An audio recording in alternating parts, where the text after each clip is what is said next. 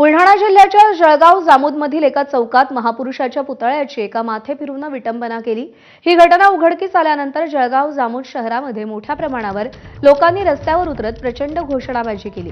पोलिसांनी सीसीटीव्हीच्या आधारे आरोपी युवकाला ताब्यात घेतलाय।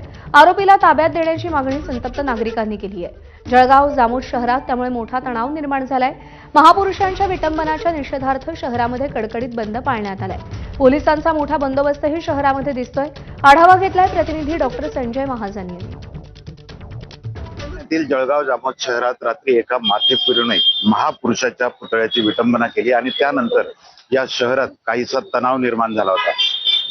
अनेक नागरिक रस्त्यावर उतरले होते आणि त्यांनी बंदचा आज जळगाव जामोद शहर बंदचं आयोजन केलं आणि त्यानुसार आपण जर का बघितलं तर या ठिकाणी जळगाव शहरात शांततेत हे बंदचं आयोजन करण्यात आलेलं आहे। संपूर्ण जळगाव जामोद शहरात तणावपूर्ण शांतता असून बाजारपेठही बंद आहे।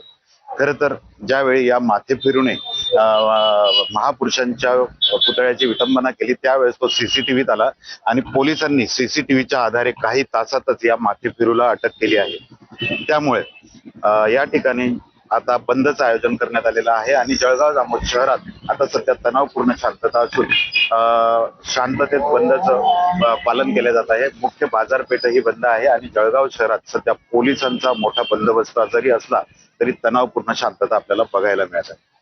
कॅमेरामन शांतारामसह डॉक्टर संजय महाजन, एबीपी माझा, जळगाव जामोद, बुलढाणा।